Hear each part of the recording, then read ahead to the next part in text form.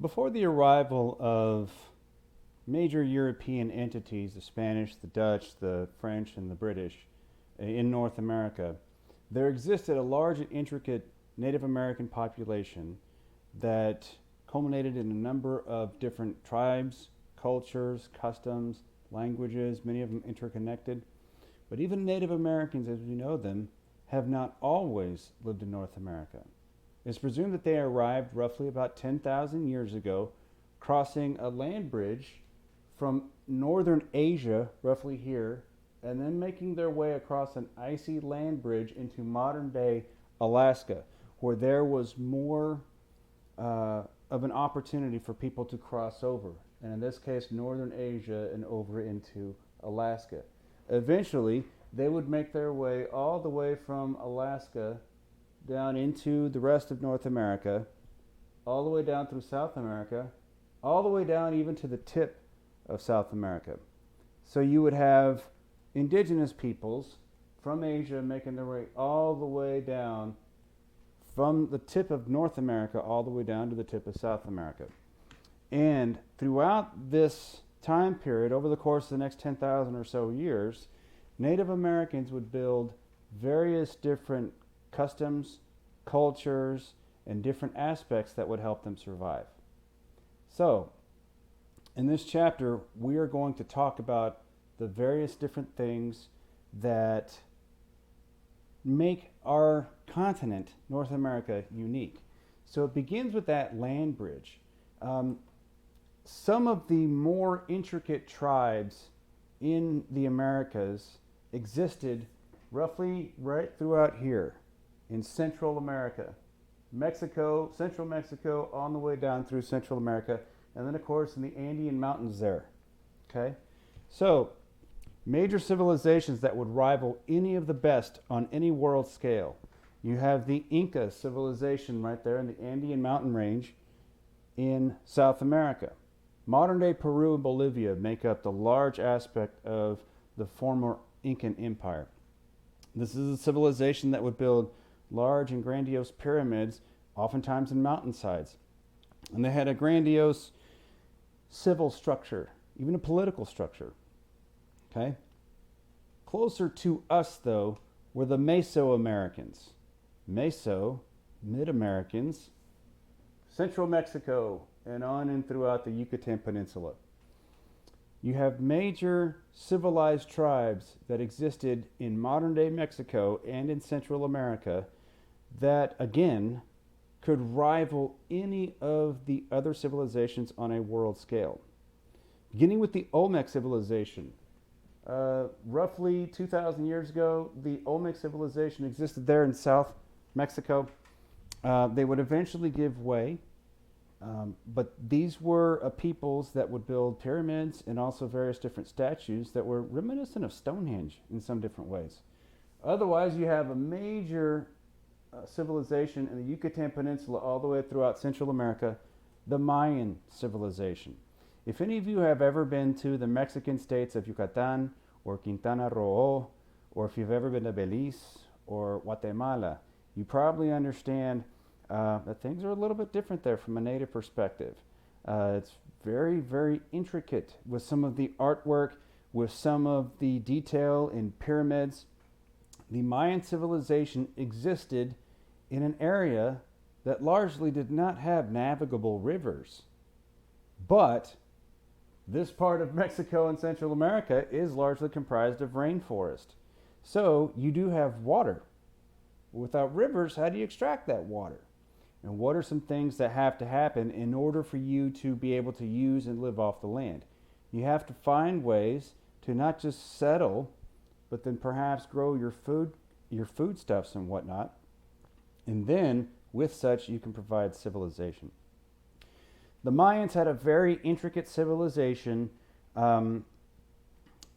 sacrifices, games that would remind you of soccer, all kinds of different things that exist from a civilization standpoint. Scientific discoveries, the discovery of the number zero, solar systems, pyramids with the holes, so where a certain time of year and certain time of day, the sun would go right through the hole and present a shadow on the ground in the shape of a Mayan spirit. The Mayans were a very, very intelligent people.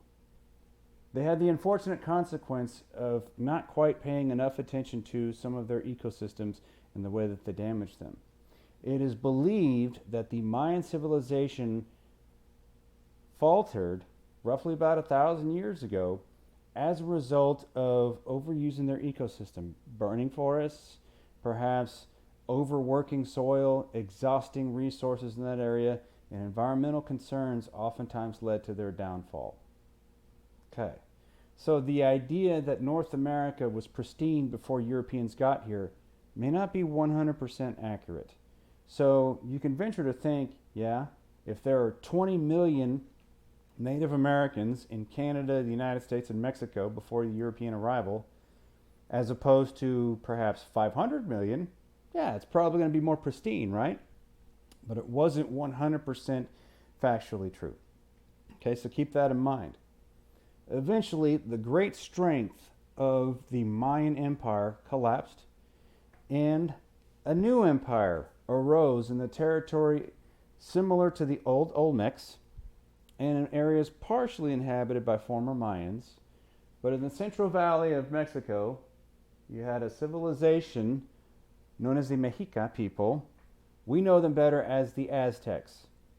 The Aztecs were a very highly intricate and civilized Native American tribe with a complete spiritual and population and political structure, largely based off their capital of Tenochtitlan, which was a city in the middle of a lake. We know that city today as Mexico City. And if you've ever wondered where Mexico gets its name, Mexico comes from the name Mexica, which is the name for the Aztec peoples. Okay, there you go. If you've never realized that before, that's what that is. The Aztecs were very powerful. They were very well organized. They had a very organized spiritual structure. Quetzalcoatl was their main ideal god-like figure that they so very revered. They were also somewhat in conflict with other tribes in central Mexico. They didn't make a whole lot of friends. They wanted to dominate. They wanted to grow. So they made a bunch of enemies in and around. The enemies couldn't do a whole lot about it. But the Aztecs became the dominant empire from a civil standpoint in the Central Valley of Mexico, to which they were able to build large cities with upwards of 100,000 people inhabiting or so, not just because they were smart. There were several things that had to happen in order for the Aztecs to become more sedentary, therefore being able to build their civilization. As human beings, we require water and food. Those are two truths. You will not survive without one or both. Okay? Well, we're going to talk about some other tribes that are perhaps nomadic. What makes these tribes different are the way that they can stay in the same area. And if you can stay stable, sedentary, if you will, you're perhaps going to be able to build grandiose civilizations. These Mesoamerican civilizations were able to harness agricultural exploits. Various different foodstuffs that we know today come from the Central Valley of Mexico. Corn, beans, and squash being the three big ones, but then also add in potatoes as well. If you've eaten French fries recently, guilty as charged. If you have had a corn tortilla or anything else like that anytime recently, guilty as charged. Okay. Those are some vegetable foodstuffs that were developed by these ancient tribes, like the Aztecs, in the Central Valley of Mexico. And we're going to go into more detail about them here later on in this chapter. But because these natives were no longer having to leave and chase animals or anything else along those lines, because they could grow corn, it meant now they could stay stationary and develop those civilizations. So the Aztecs were very imperative and important in the Central Valley of Mexico. Okay, let's go up a little bit north. Let's go into what we now know as the United States of America in Central North America. Okay, the various different peoples that lived in what we now know as the United States were varied, and they had various different tribal entities and whatnot.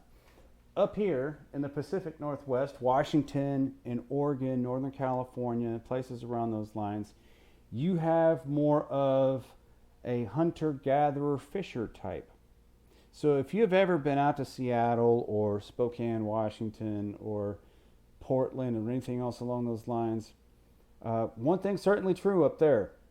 It rains a lot. You have very large rivers, and you also have the coast. So Native Americans in that region, the Pacific Northwest, such as the Inuit or the Nez Perce tribe, were largely hunters and gatherers who also fished. You have massive fish like sturgeon, perhaps Pacific salmon, anything else along those lines, pike. And you have massive game animals like caribou, moose, large deer, anything else along those lines. You don't necessarily have to grow corn or beans or squash or anything else along those lines. You got plenty of deer and sturgeon. Go eat. It's kind of a keto diet carnivore's dream, right? Okay? So that's what you have. And you have civilizations in the Pacific Northwest that are largely based off of that particular type of diet. Moving on to the Southwest. In this part, around modern-day Arizona, New Mexico, parts of Colorado, and places like that, you have more agrarian-based societies. Now, one thing we know about the American Southwest is that, well, there's not a whole lot of water there. And remember that one fundamental truth, you need food and water. Well, if there's not a whole lot of water, you got to be ingenious in ways that you find it. Okay? So you have various different tribes, such as the Pueblo, the Zunis, the Hopi, the Navajo, who were able to build semi-permanent establishments in the side of a hill or side of mountains or anything else of the sort. And they would often live near whatever water source there was locally nearby, a stream, a small river, anything else of the sort, so that they could use primitive irrigation to provide water for their crops. So if you're an agricultural native in the American Southwest rather, you're going to have that. Okay? That would lend to its own different issues, but otherwise though, those tribes in the American Southwest were very resilient, and they largely had to be. Otherwise, you have Cahokia peoples that live typically in the eastern part of the United States. Oftentimes, these are societies of people that built mounds, and they could also fish, they could hunt.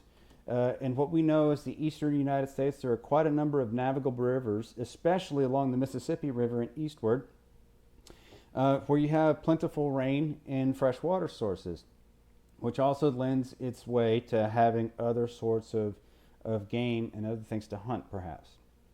Okay, so you have various matrilineal type societies that exist in Cahokia peoples. We know some of these Cahokia tribes as those associated with the Iroquois, perhaps even the Cherokee, Muskogean peoples, the Creeks, anything else of the sort. We're going to learn a little bit more about them later on. In the central part of North America, right around here, you have Plains Native Americans. Okay? And these Plains Indians, if you will, we're going to talk about that term in a second, these are more of your nomadic types. Those who have to perhaps chase where animals roam across the open plains of North America. They perhaps are hunting buffalo, or maybe chasing bison, other forms of bison, maybe mammoths back several thousand years ago, or anything else of the sort.